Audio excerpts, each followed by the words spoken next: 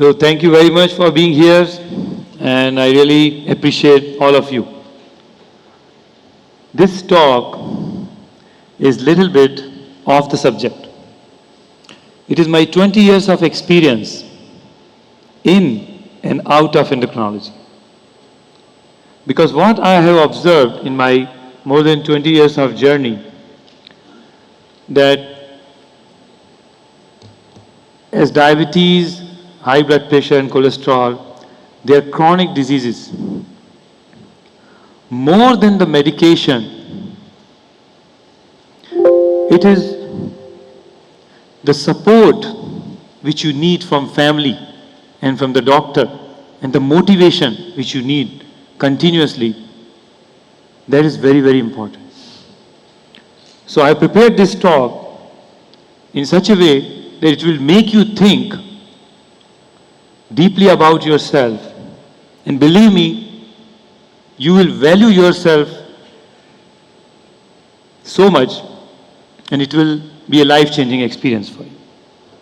So as the name suggests, we are going to discuss about what is consciousness engineering. Though I'm a doctor, I'm talking about the engineering. Biohacking, getting very popular, and health wisdom to beat, reverse, and prevent diabetes. So let me ask you one simple question. Is knowledge a power? Yes or no? Yes. So see how the knowledge, information and technology is improving day by day. Correct? We are surrounded by so much of information and knowledge. But then why the numbers of diabetes and obesity are increasing parallelly? Why? The reason is the gap between the knowledge and its application. So knowledge is power, but it's power only if you act on it, not sit on it. Correct? So knowledge is a potential power. So without action, it is zero. So what is the most important quality required to strive and thrive in life? Discipline, responsibility, determination, adaptability to change. Anyone? MCQ. We are used to that. Adaptability to change. Because change is the eternal truth. It is not the strongest of the species that survives, nor the most intelligent. It is the one most adaptable to change survives, as Charles Darwin said rightly. What is the most precious commodity for us? Time. Because everybody says, I don't have time to do this, I don't have time to do this. I'm so busy. So time, thank you ladies, you didn't say gold and diamond. I really appreciate you. So time management is life management. If you can manage your time, you can manage your life easily. The three most difficult tasks in today's world: to take care of yourself, because you don't have time. You're always busy with the deadlines, with the office work, with the children assignment. You forget about yourself. You're so selfless. Thinking, again no time. Managing our mind and emotions, again no time for that also. You're so much occupied. Thinking is the hardest work here, which is probably the reason so few engage in it. And why we don't think? Because we are in autopilot mode. What is autopilot mode? Autopilot means we are busy by the information, by media, by gadgets, by our daily chores, our office work, and last but not the least, our traffic. So all those things, they put in our autopilot mode. See, we don't think. And what we feel at the end? Burnout. By saying that I'm stressed, we get more stressed. We don't get relieved. We get more stressed by saying that. And we have developed a serious attention deficit. Most of people don't remember what I tell them in the room. Outside the room, they forget. So attention is a big problem. Why is this happening? Because we are in autopilot mode. Get up, do this, sleep. And that is why this wise man has written this book more than 90 years back. It's an all-time great classic book. Think and grow rich, not only in money, but in everything. So anything which a human mind can conceive and believe, it can achieve. So why is thinking so important? The thinking is important because thinking brings awareness. You get aware of what is going on in your life. With awareness comes clarity. You get an idea now what to do. When you think, you get aware. Yeah, my health is not correct, not going in the right direction. Then you get clarity. With clarity, you make choices. You find what to do now. I know this is the problem, now what to do? And then if you act on your choices, you get success, whether it's health or anything else. So thinking is very, very important. Think about yourself, about your health. And believe me, you will be at a different place. So first we'll start with consciousness engineering, then health wisdom, biohacking, prevention and reversal, and take-home messages. So I would like to start with my own journey. My journey with endocrinology started in 2001 when I got admission in one of the largest and the most prestigious medical schools of India in Mumbai. As you can read the name here. I was full of excitement and euphoria. Getting admission in that college is not that easy. Some of you have children who are studying medical, you know. But this was ephemeral. Very soon, my excitement turned into trepidation. When I've seen our outdoor department studded with loads and loads of people with diabetes. And on top of that, we have seen many of our indoor departments or indoor wards full of people with dreadful combinations of diabetes like vision loss, kidney problem, amputations, and heart disease. That was a very poignant moment for me, and it made me terrified and petrified. So, that time, I immediately decided to look back and analyze my own family tree. And I was astonished to know that most of my family members from paternal, maternal side were having diabetes and obesity. That time I had only two choices. To sit back and wait for diabetes to come and then act. And the second was to find the ways, not to sit back with the excuse of genetics, but to find the ways to mold my genes to escape from diabetes and obesity. And that was the watershed moment of my life. And that day I decided, whatever it takes, I have to do to prevent it happening to me. And that is why I'm like this. Okay, so this was my transformation.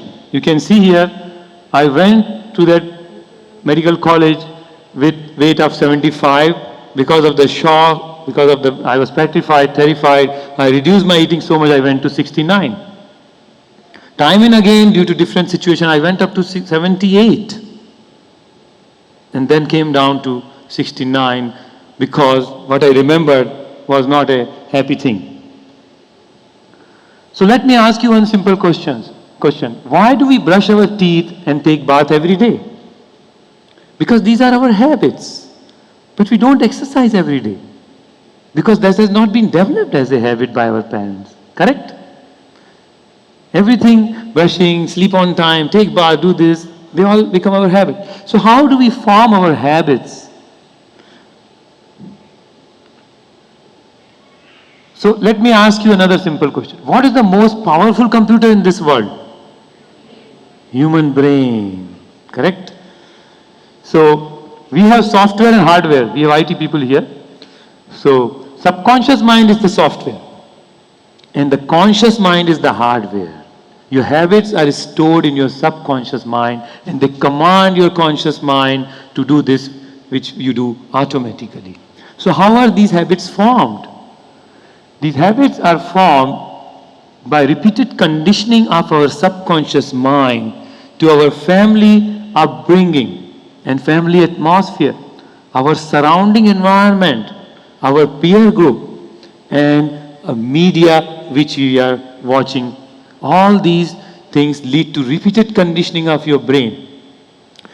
And when this conditioning is happening, you are developing the beliefs and identity, which becomes your habits. And your habits, they make your behavior patterns, which can be healthy or unhealthy. And these patterns, they decide the fate and future of your health. So subconscious mind is also involved in the emotions, intuition, long-term memory. It can take positive and negative stimuli or thought, but it cannot take together both. What you put inside, it will give you the output like that. So if you put the right thing, the positive thing, the output will be positive. But if you put the negative thing, negative habit, if you're trying to do negative thing again and again, this will become. It works 24 hours. It's the magical or the creative mind also. The good thing about subconscious mind, that it is willing to make change if you have a desire to make some changes. And you put it in subconscious mind as an auto session that I'm going to do this. It will perceive it, it will save it, and it will guide you how to do it. So why are diabetes and obesity running in multiple generations of a family? Because of the persistence of wrong and unhealthy behavior patterns. When we don't think, we don't point out those patterns. When we don't point out those patterns, by knowingly or unknowingly, we pass on those patterns to our next generation, and by the time they realize, it is late. They become diabetic. And this is the observation of 20 years, that we have performers and non-performers. 20% of the people, they will make immediate change when they get problem, or they believe in prevention. But 80% people, they continue their old patterns, which may not be healthy for them. Now 10 to 20% of time, as you've seen in one of the person in the sharing the hero session, that a non-performer can go in performer category, and he or she can become exemplary. But this happens less commonly, as I told you, 10 to 20% time. Our biggest challenge as a doctor is here, to convert them from here to here. And that is the biggest achievement for us. When we convert a non-performer to a performer, it gives us the real sense of happiness and satisfaction that yes, this person has really changed remarkably in his, to favor his health. So what is consciousness engineering actually? It is replacing wrong belief by a right belief, a belief which is not good for you in health. Because our belief system and our ego are the biggest barriers at times, and they resist the change. It needs regular update. When we update our phone, we update our computer. Why don't we update our software? That also needs update. So much of information, knowledge is coming. We have to put the right information. We have to remove the wrong information, and we have to replace the wrong belief by the right one to achieve the great health and to manage diabetes or prevent or reverse it. For example, these are the disempowering or disabling beliefs which can be easily converted into empowering beliefs. And when you reinforce this, I'm lazy. When you say this 10 times to yourself, I'm lazy, you become lazy. Your mind perceives you as a lazy. It cannot make you active because you yourself labeled. The same thing, I'm busy. I'm busy, I'm busy. You will be busy, you will not find time because you didn't try. So these type of beliefs, I'm too old to go to gym. I cannot survive without rice. I have family history, so I will also get diabetes. I have a sweet tooth. I cannot lose weight. I cannot live without soda, chocolate, or ice cream. No. All these beliefs can be converted into empowering beliefs. I'm active. I can find time for myself. The day you change your words, and the day you decide that I want to change my this belief, that is the most important moment for you.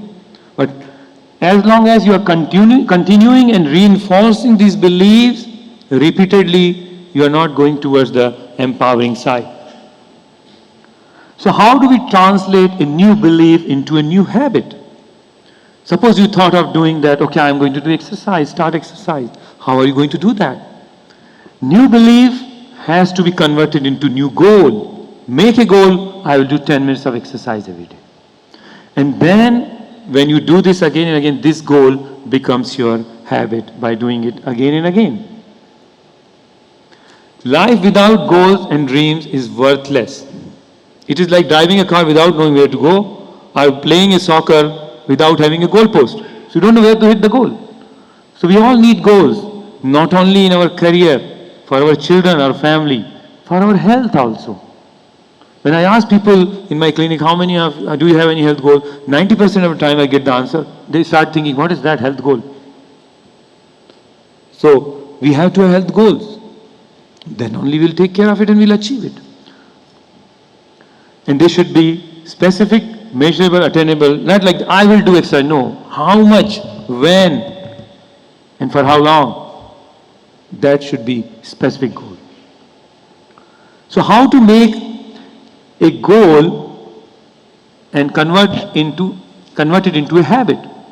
It doesn't take 21 days as per the conventional thinking. It takes 66 days to convert a goal into habit. 66 days, how? First is you have to start, you have to initiate, you have to think. So once you thought that I have to do that, you have to do the initiation. And believe me, that is the toughest part. Toughest part. Here you are weaving one first thread. Overcoming resistance or friction of doing it. Your belief, your ego is coming, which is not allowing you to do. As you know that when we launch the rocket, it consumes maximum fuel for takeoff. Correct, Dr. KK? So why? He's a physics teacher. So why? Because it has to go against the gravity of Earth. And then it does not need that much once it takes off. The same way when you want to develop a new habit and you want to achieve a new goal, that resistance which is pulling you down, you have to overcome it. And do it for 22 days to overcome this initial friction or resistance. Don't think, just do it, keep doing it. Then second phase comes continuation. In continuation, your persistence is the key. Because here you are in consolidation phase. You're persisting, and the problem is that most of the people, they quit here. After initiation, they don't persist. So it becomes a history. So if you persist here, then you are continuation. But still the job is not done. Why? Because you need the go to last stage, 22 days again, by repetition to achieve the mastery. And this will build a new neural network or a neural pathway in your brain, and this will become a habit. So 22 days for initiation, 22 for continuation, and 22 days with a repetition and consistency. They are the mother of mastery, and here it becomes a new neural network, and this is fixed in your brain as a habit like brushing the teeth. The difference between winning and losing is most often not quitting. So once you start something, please don't quit. Whether you start slow or fast, whether you start big or small, it doesn't matter. As long as you keep moving forward, you will reach to your goal. As Martin Luther King Jr. rightly said, if you can't fly, then run. If you can't run, then walk. If you can't walk, then crawl. But whatever you do, you have to keep moving forward till you reach to your goal. Some people are very sleepy now. So now we come to health wisdom. How is that going to help us? So most of you have heard about the financial wisdom, family wisdom. Health wisdom is the rarest but the greatest wisdom. And surprisingly, it does not have much relationship with our intelligence, our qualification, or our wealth. Health wisdom is the process to convert health goals into habits. When you have decided about your goal, you need to have a process. And that process is very, very important. And health wisdom is that process to convert your goal into habit. It is an ability to understand the importance of good health and using the right information or knowledge to maintain it throughout your life. It also includes the willingness to adopt newer ways and methods or information to replace wrong beliefs, unhealthy habits and behavior from time to time by consciousness engineering and creating new beliefs, new health behaviors and patterns. It has 4 components. The mental and spiritual well-being is at the core, at the helm of it. Because without that, you cannot achieve. If you can control your mind, if you can keep your mind sound, it will help you in achieving other. Then mindful eating, exercise, and healthy weight. So mental and spiritual well-being is important because it leads to body-mind integration. If your body is going a different way, if your mind is going a different way, you don't achieve harmony. So both should be in integration mode. This is very easy. If you do just 5 minutes of meditation, express gratitude, forgiveness, practice forgiveness, compassion and reflection just for 5 minutes, believe me, the benefits are phenomenal. Body and mind integration is required for serenity or calmness because the calm mind is more productive and this leads to better health and productivity. So mental and spiritual well-being is very, very important to achieve full body-mind integration. What is diabetes actually? It is a slow food poisoning over a long time. If you see the eating habits which have been changed significantly, and the problem is we are overexposed, overwhelmed and overpowered by our surrounding unhealthy food environment. How many times you have seen the healthy food is getting advertised? If you go on billboards and driving, going to any mall, how many times you see the healthy food gets advertised? Doesn't.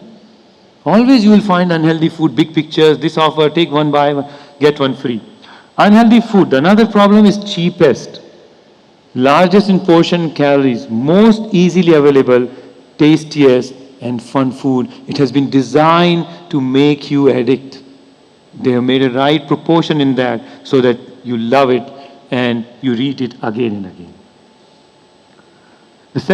So the second component of health wisdom is mindful eating, which itself has 2 parts. Mindfulness component, where you express gratitude for having food.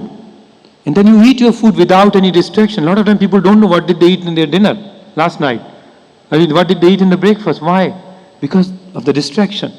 So when you express the gratitude, when you get connected with food and without eating it without any distraction, you get connected and you think that what you're eating is right or wrong and you know when to stop. You don't overeat. The second is the health component. The health component includes eating as per our age, our gender, our weight and our activity. Now the thumb rule is follow 80-20 rule. 80% times eat healthy, 20% time less healthy. And stop eating when you are 80% full. Don't try to finish, otherwise you will be finished. So there is a saying that think before you speak, the same way I will advise you mind before you eat. Believe me, it's a powerful exercise which will make you a different person altogether. And remember, food is incredibly powerful.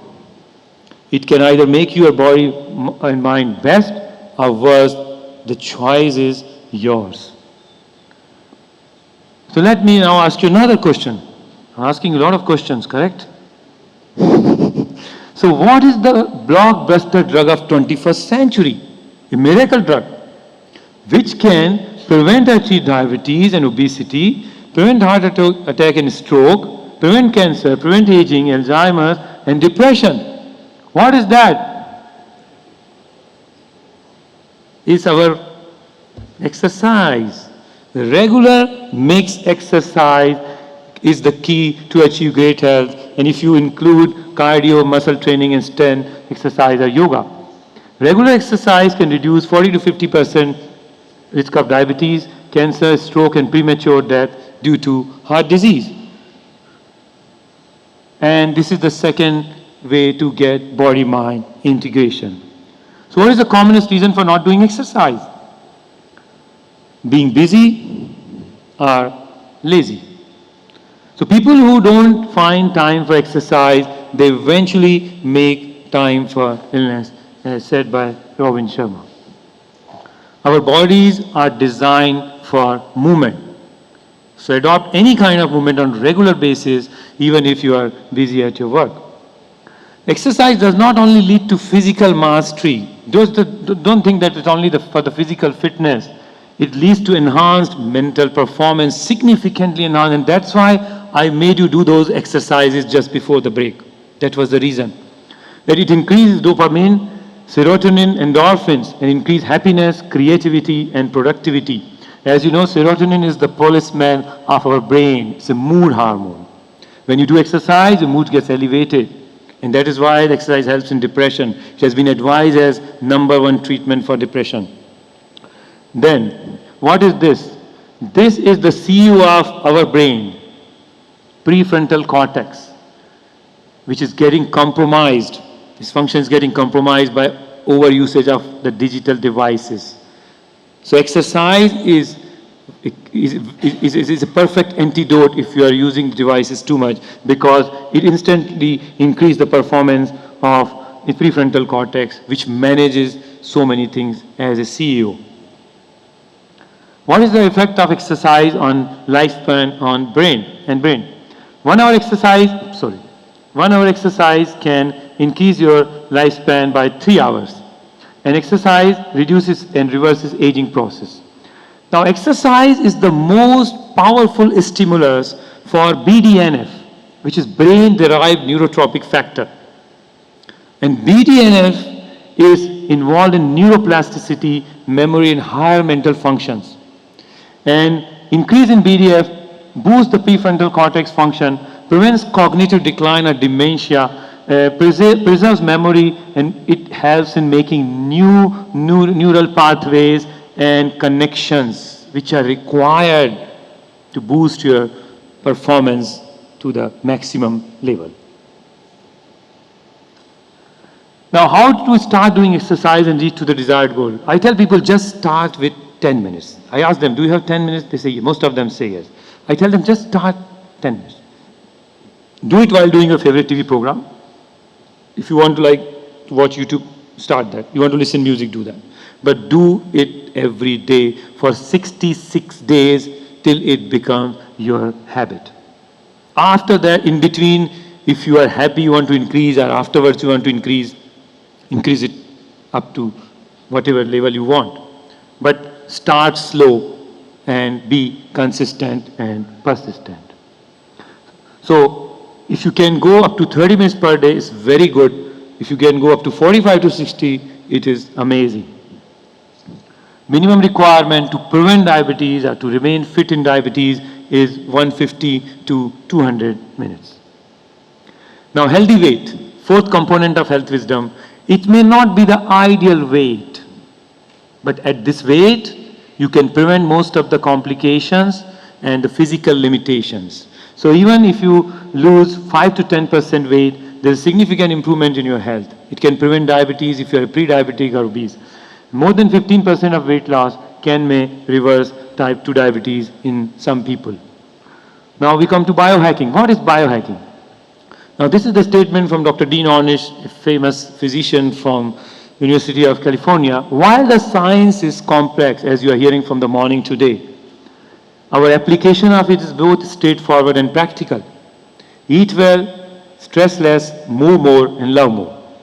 And biohacking refers to using various scientific methods or tools to optimize and enhance our overall mental and physical well-being and performance. It can help in losing weight and reverse aging process also.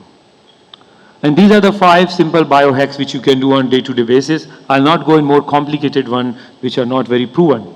Sleep, meditation and breathing, gratitude, forgiveness and love, endurance and strength training, intermittent fasting, which you heard about. Using wearable technology to track and improve your performance. Now, most of you are using this wearable technology. Sleep. is the foundation of good health.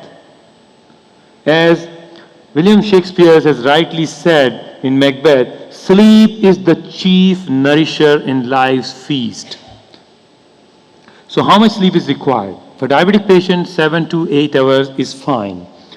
And less than 7 hours lead to reduced mental performance and immunity. Less than 6 hours can lead to high sugar, high blood pressure, heart problem, and cognitive decline. The quality of sleep is very, very important, not only the quantity. And you can do the sleep tracking. With less sleep, you can have other problems like memory decline and premature aging. So shorter sleep, shorter is the lifespan.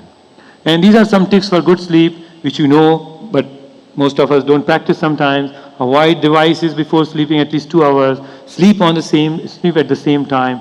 Avoid coffee, have light dinner. Speak to a family member, or read a book, or listen music. Don't go to your pillow with the device. Oops, sorry. Second is the meditation and breathing. Meditation nourishes the soul. And human, they cannot survive without oxygen for more than 3 minutes. But how many times we do the deep breathing? We forget. As I told you, we are in autopilot mode. It is not in our schedule. 5 to 15 minutes, whatever you can do, combined with breathing in empty stomach. Multiple breathing techniques, whatever suits you. Morning time is the best, if possible, because it energizes you for the whole day, and you can use smartwatch for that.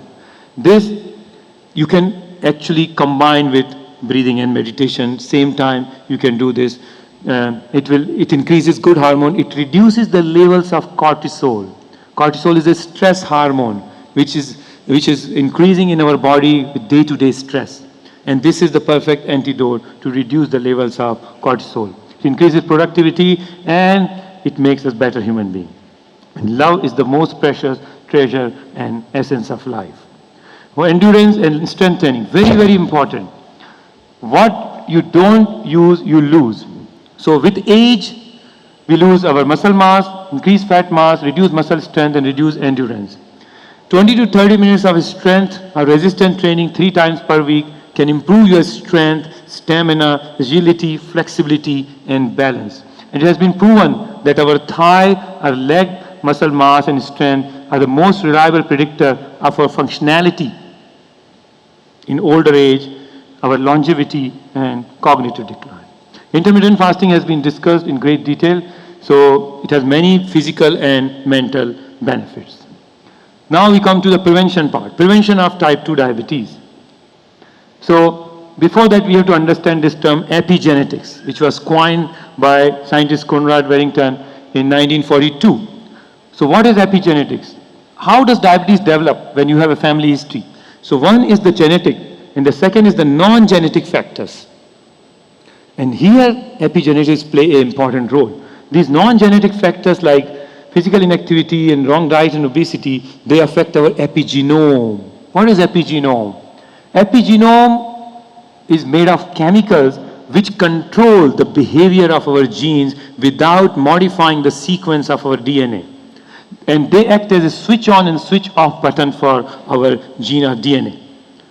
And if your epigenome is exposed to the right kind of food and activity, it sends the good signal to your gene, and you can prevent diabetes. And this is the real basis for preventing diabetes.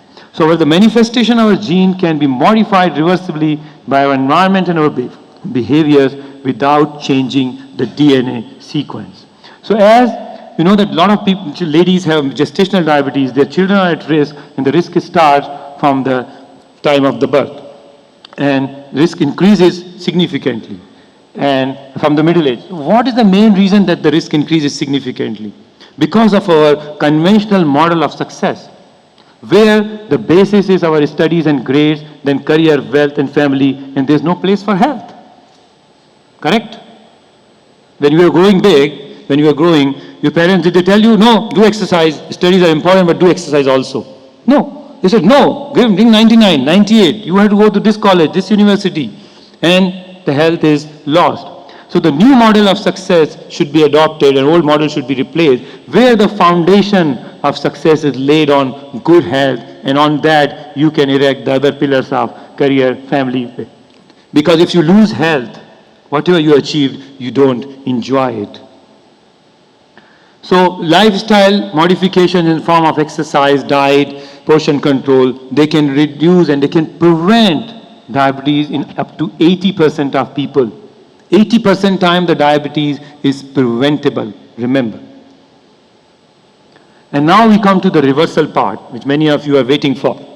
So for that you have to understand this new concept, personal fat threshold. What is that? We all have our own tolerance for weight gain. And the degree of weight gain after early 20s to current level is the most important precipitating factor for development of type 2 diabetes. So even if you have gained more of fat than muscle, this can be disastrous. Even the significant weight gain within the normal BMI range, suppose at the age of 20, your BMI was 20, and at the age of 30, your BMI is 24, 25, you will think BMI is still fine. If you gain muscle, no problem. But if you gain fat, there is a problem. Because what is diabetes? Diabetes is a disease of ectopic fat, where the fat spillover due to excess calories is in the liver, pancreas, your muscles, and your blood vessels and the beta cells. So what is the rationale behind reversal of diabetes? Is the significant weight loss at the helm of reversal. And you can see here, if a person more than 80 kg loses 12 to 15 kg, and a person less than 80 kg loses 10 kg, then within 8 to 10 weeks, it can lead to reversal of diabetes in 60 to 70% of patients who have short duration are newly diagnosed. And in this intermittent fasting also, if it is associated with this reduced intake, then it can also help in reversal. So how does rapid significant weight loss lead to reversal? Here you can see when you are losing weight, you are reaching to the personal fat threshold. And then this leads to restoration of beta cell function in pancreas. So here you can see this is diabetes where the fat is in the liver and it's going to pancreas. And when you are losing weight quickly, the liver fat, pancreas fat, everything is removed, and this leads to resurrection of beta cells of pancreas. Now this is more possible in people who have more weight and they have shorter duration of diabetes, usually less than 5 years. But the full family commitment is required to achieve this. So, would like to summarize with one simple message. If you want to manage, prevent, or reverse the diabetes and have a great health, you have to master the fundamentals by continuous practice.